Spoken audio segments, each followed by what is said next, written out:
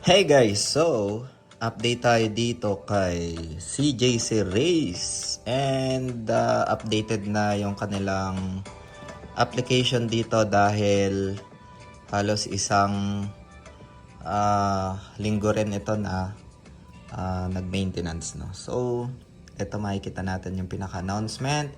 2.3 na yung pinaka-version niya and marami ditong mga updates tayo na napansin, no. So pwede nyo naman basahin yan, pero isa sa mga na-observe natin yung farm dito, meron ng tinatawag na plunder, mamaya papakita natin yan, and other updates dito.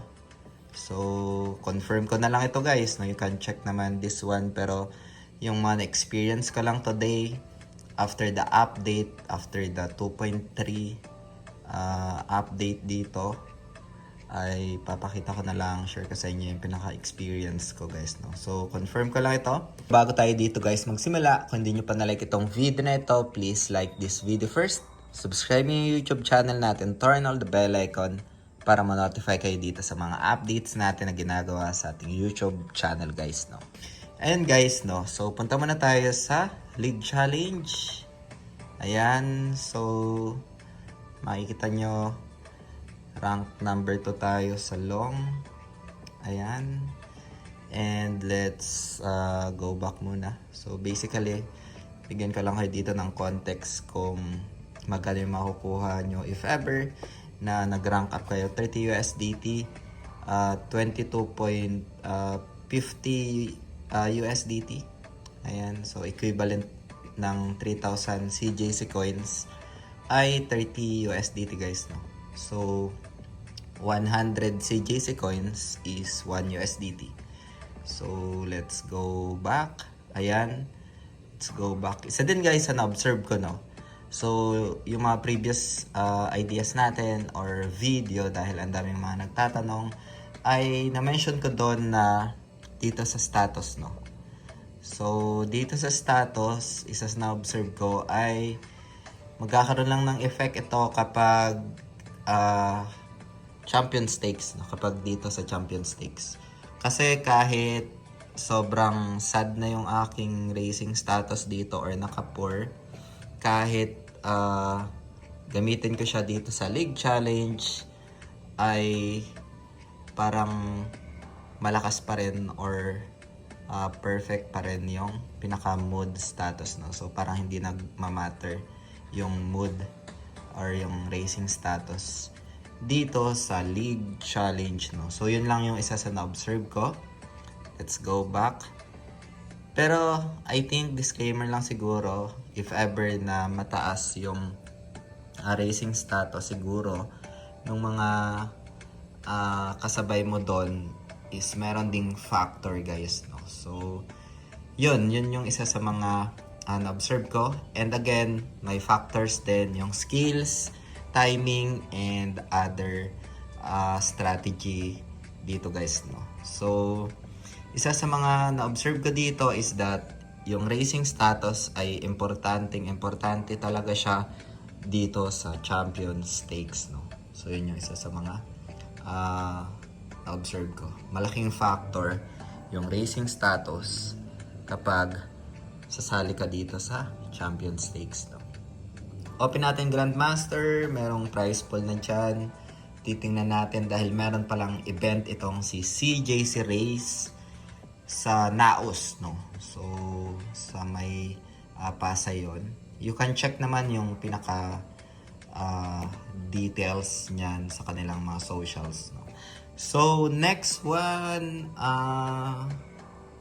PBP. So dito sa PBP guys, halos wala namang nagbago. Kung gusto mag-host, ayan, you can just confirm and you can tap itong ready. Share mo lang yung pinaka-room number sa friend mo.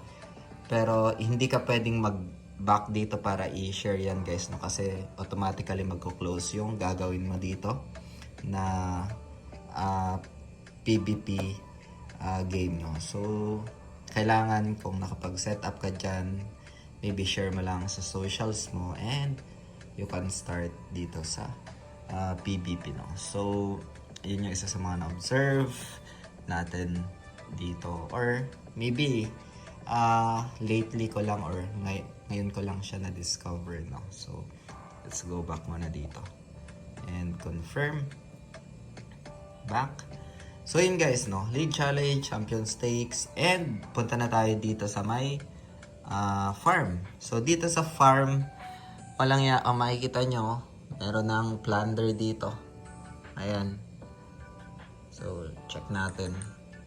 So dito sa plunder, walang to. Tinuruan pa tayo na mag-knockout dito. But basically parang context siya ng yung kung naglalaro kayong COC. So if ever na offline ka, pwedeng kunin yung CJC coins mo dito. Pero 5 lang 5 lang na CJC yung pwedeng kunin, no? So hindi ko lang ma-demo dahil nakapag-plunder na ako. Pero papakita ko na lang siguro yung records, no? So let's go back. Previous. Ayan.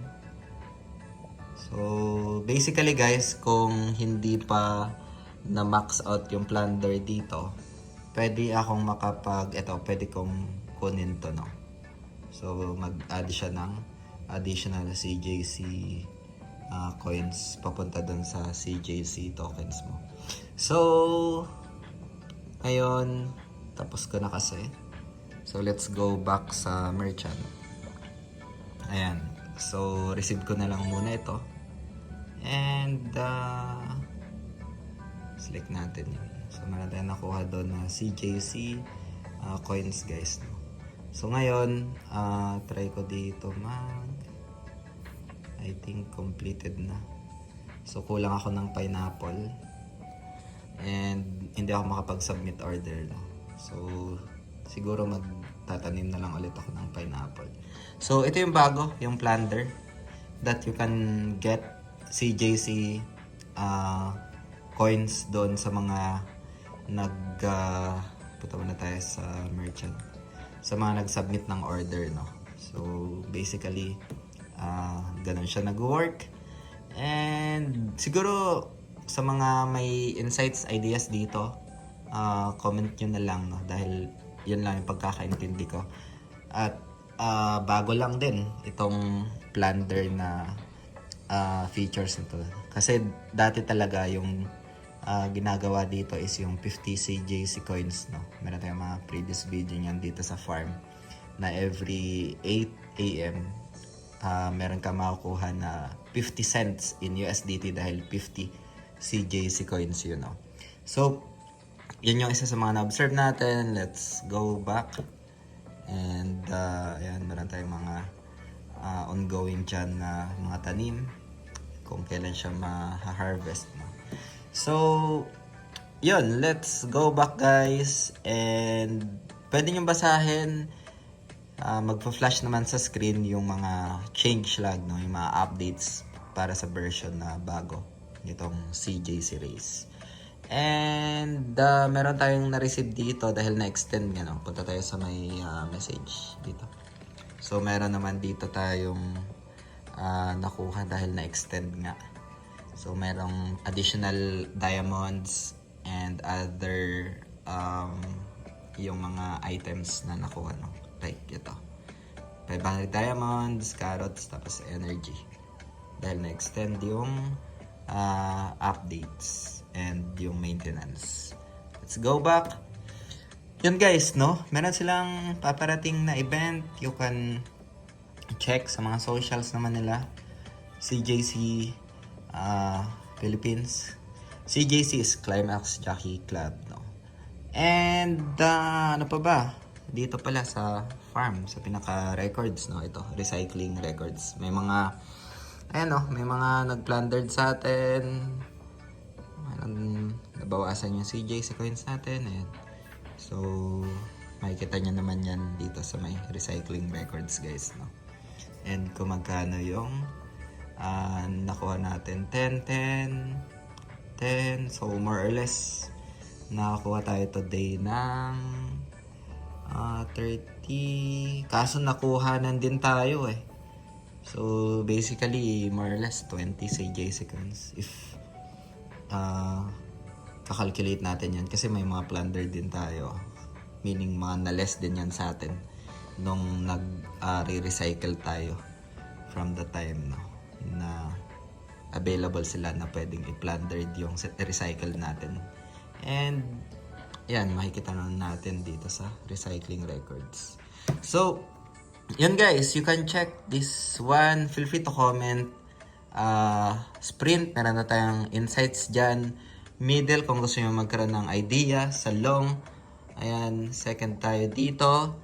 Feel free to comment lang kung ano yung trip nyo dito na strategy ideas. So, share ko naman.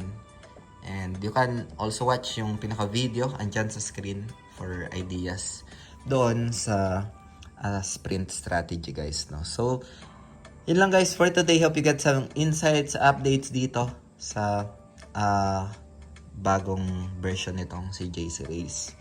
Yun lang for today guys.